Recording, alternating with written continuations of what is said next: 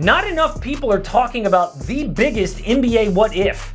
What if Kawhi Leonard leaves the Clippers? Kawhi can decline his $36 million player option this summer. He said, quote, "Obviously, if I'm healthy, the best decision is to decline the player option, but that doesn't mean I'm leaving or staying."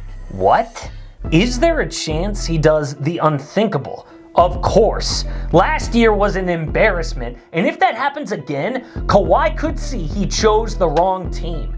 This video explores the top 6 free agent destinations for Kawhi Leonard. Hey, it's Casey, welcome to AM Hoops. Hit subscribe for 5 videos per week. Today's member shoutouts go to Rodrigo Gill and Kenneth Gonzalez. Guys, thank you so much.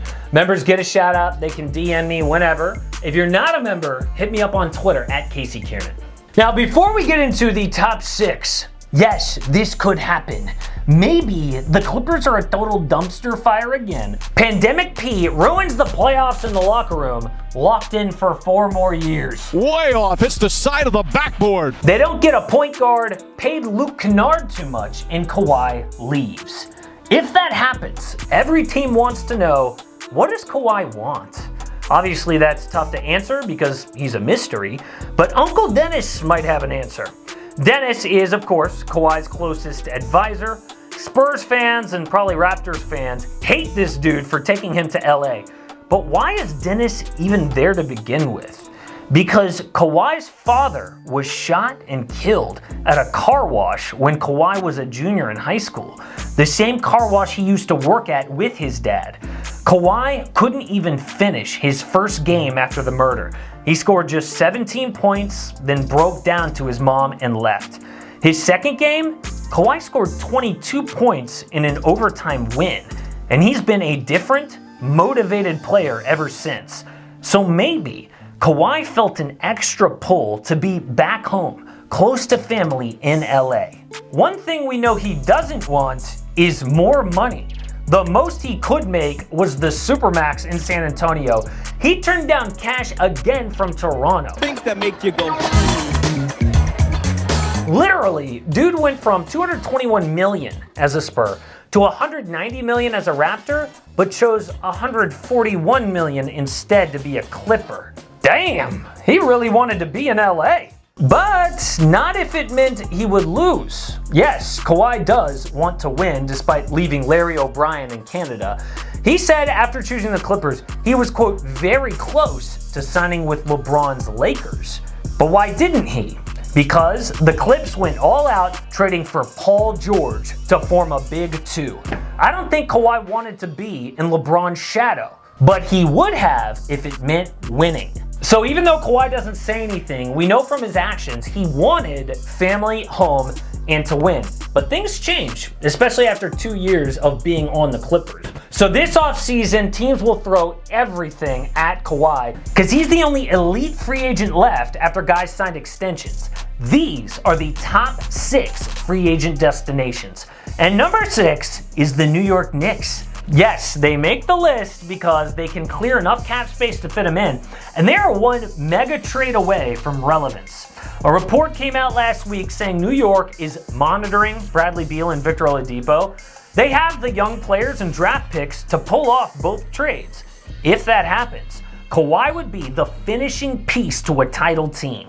I don't know how Kawhi feels about New York, but when the Spurs drama was going on, Kawhi spent most of that season in the Big Apple seeing his own doctors. If that connection still exists and the Knicks set the table for him, they are a threat to sign Kawhi. Number 5, the Mavericks. Dallas already has 2 great players. Luka Doncic and Kristaps Porzingis have a lot of potential, but they need Kawhi to hit that next level. He would be a perfect fit in the front court, and Luka's playmaking means instant chemistry. With LeBron aging out, the Mavs will be the next dynasty. If they cleared space to sign him, the Mavs starting 5 would be Luka, Josh Richardson, Kawhi, Dorian Finney-Smith, and Porzingis.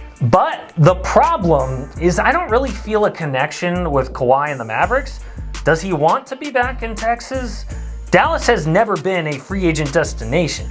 Even James Harden didn't have the Mavericks on his trade list. Look, I love the fit in Dallas, but it's hard to see Kawhi choosing that team. Number 4, the Brooklyn Nets. Now this is the best of the Knicks and the Mavs. The Nets have the talent and are in New York City. This deal would require a sign and trade with Kyrie Irving to LA. The Clippers, though, would gladly do that to not lose Kawhi for nothing. In Brooklyn, Kawhi brings championship-level defense to a stacked offensive team. This also would be a dynasty. They aren't higher on this list, though, because the top 3 really have it all. And number 3 is the Miami Heat, a championship-ready roster in a glamorous beach town like LA. Look, we all know the Heat resume. Good culture, good coach, young players, but there is actually a Kawhi connection. Before landing Paul George, Kawhi was recruiting Jimmy Butler to play with him. He was talking to Jimmy even as a Raptor. If Kawhi still wants to play with Mr. Buckets, the Heat are a top 3 destination. Bam Adebayo's extension means Miami would need a sign and trade probably involving Goran Dragic, but the reason it's not number 1 or 2 is the Heat approach might not jive with Kawhi. I mean, Miami practices harder than everyone. They're like the Spurs East. Kawhi, though, wants a little special treatment, like load management once in a while. It's not a deal breaker, but it does matter. Number 2, the Golden State Warriors. Stephen Curry is playing like an MVP again, and Kawhi would be a perfect fit with a healthy Klay Thompson. If he wants to stay in California, but go to a winning team that needs him, Golden State is perfect. Obviously, Andrew Wiggins' salary would have to be moved in a sign and trade or just to a different team, but this can work. Having Kawhi would be like the second coming of KD, an elite one-on-one front court player to extend the dynasty. I think the culture, the players, and location is almost perfect. But the perfect fit, number 1, is the Lakers. Look, this is obviously the number 1 choice. You probably guessed it from the beginning. The Lake Show really does have everything. Winning and in LA. And this really would be the end of the Clippers if the Lakers stole Kawhi. Bombers should just move him to Seattle. Yes, Kawhi didn't want to be in LeBron's shadow, but this is AD and Kawhi's team in just a few years. If the Lakers don't pay Dennis Schroeder a ton of money, they would be able to fit Kawhi with a few small moves. The Lakers reportedly felt played in Kawhi's last free agency, but all would be forgiven. If this happens, the Lakers after LeBron would be secure. So if the bubble repeats itself with a Lakers title and a Clippers disaster, this could happen. I know it's not the most fun move that could happen for the league, but I think the purple and gold are Kawhi's top destination if he leaves the Clippers.